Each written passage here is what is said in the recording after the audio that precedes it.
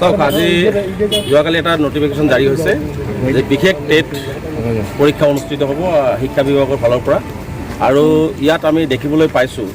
যে অসমৰ বিভিন্ন জিলাত চেণ্টাৰ দিয়া হৈছে টেট পৰীক্ষাৰ কাৰণে কিন্তু বিশেষকৈ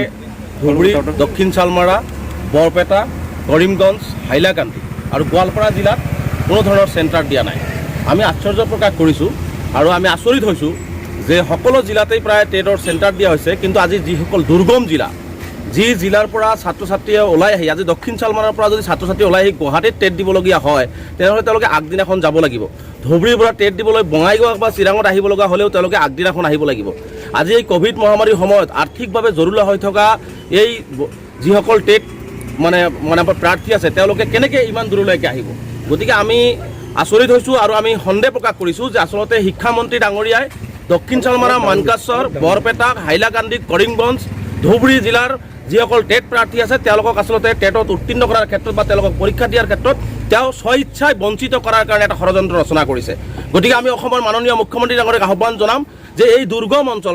আটাইতকৈ দুৰ্গম জিলা এইবিলাক এই জিলাবিলাকত প্ৰতিটো জিলাতে টেটৰ চেণ্টাৰ দিব লাগে আৰু ইয়াৰ ছাত্ৰ ছাত্ৰীসকলে যাতে টেট পৰীক্ষাৰ পৰা কোনো ধৰণৰ বঞ্চিত নহয় তাৰ এটা সুব্যৱস্থা কৰিবৰ কাৰণে আমি মাননীয় মুখ্যমন্ত্ৰী ডাঙৰীয়াক আহ্বান জনাইছোঁ আৰু যদি এনেকুৱা ধৰণৰ বৈষম্যমূলক নীতি কৰি শিক্ষামন্ত্ৰী ডাঙৰীয়া পূৰ্বৰ পৰাই দেখিছোঁ যে এই জিলাকেইখনক সদায় তেওঁলোকে ডিপ্ৰাইভ কৰি আহিছে শিক্ষাৰ ক্ষেত্ৰত গতিকে এই জিলাকেইখনৰ টেট প্ৰাৰ্থীসকলক যদি এইবাৰো বঞ্চিত কৰে তেনেহ'লে কিন্তু আমি আন্দোলনৰ কাৰ্যসূচী ল'বলৈ বাধ্য হ'ম আৰু মই পুনৰবাৰ অসমৰ মুখ্যমন্ত্ৰীক আহ্বান জনাইছোঁ যে এই দুৰ্গম জিলাৰ পৰা ছাত্ৰ ছাত্ৰীসকলে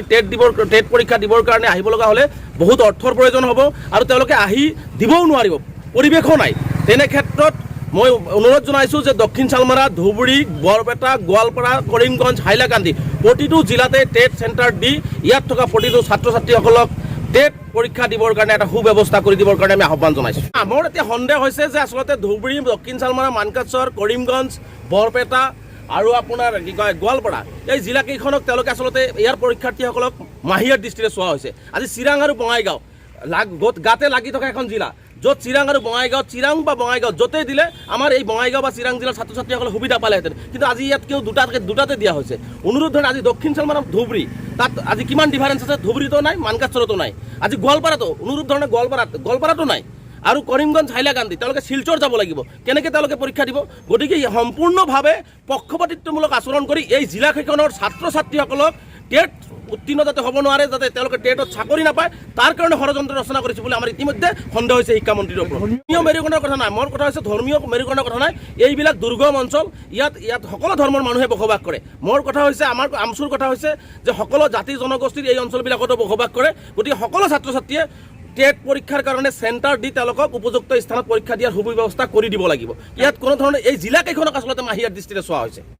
চাওক এইটো চৰকাৰে এটা কথা কৈছিলে যে যিসকল ছাত্ৰ ছাত্ৰীয়ে পৰীক্ষা দিব বিচাৰিব হয়তো বিশেষ কেটাগৰীত আচলতে এই ছাত্ৰ ছাত্ৰীসকলৰ পৰীক্ষা পতা হৈছে আৰু আমি আশা কৰিম যে আচলতে যদি ছাত্ৰ ছাত্ৰীসকলৰ মানে আহ্বানত পৰীক্ষা পাতিছে ক'বলগীয়া নাই কিন্তু যদি ছাত্ৰ ছাত্ৰীসকলৰ আহ্বানত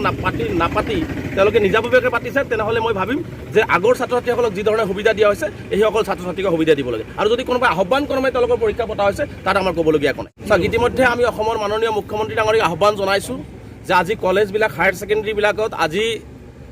মানে আমাৰ এডমিশ্যনৰ ক্ষেত্ৰত হাজাৰ হাজাৰ ছাত্ৰ ছাত্ৰী বঞ্চিত হ'ব তেনে ক্ষেত্ৰত মুখ্যমন্ত্ৰী ডাঙৰীয়াই আমাক আশ্বাস দিছিলে যে আমি সকলো ধৰণৰ ব্যৱস্থা কৰিম কিন্তু আজিও খাৰুপেটীয়াত আন্দোলন চলি আছে হাজাৰ হাজাৰ ছাত্ৰ ছাত্ৰী বঞ্চিত হৈ আছে এডমিশ্যন পোৱাৰ আশাত আজি এনেকুৱা ধৰণে প্ৰতিটো কলেজ আজি ক'লোঁ না বৃহৎ পৰিমাণৰ ছাত্ৰ ছাত্ৰীয়ে এডমিশ্যনৰ পৰা বঞ্চিত হ'ব গতিকে মই অনুৰোধ জনাম যাতে এজনো ছাত্ৰ ছাত্ৰীয়ে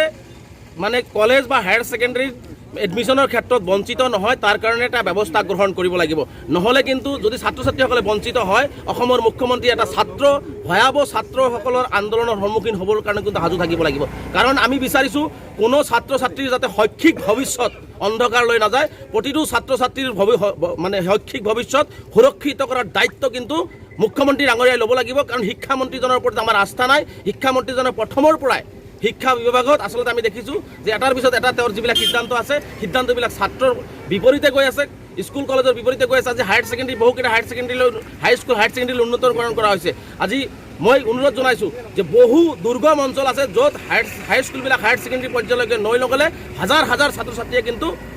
শিক্ষাৰ ভৱিষ্যতে তেওঁলোকৰ অন্ধকাৰৰ দিশত গতি কৰিব গতিকে যিমান হাইস্কুল আছে যিমানখিনিক পাৰা যায় সকলোখিনিক হায়াৰ ছেকেণ্ডেৰীলৈকে উন্নতকৰণ কৰাৰ কাৰণে আমি আহ্বান জনাইছোঁ।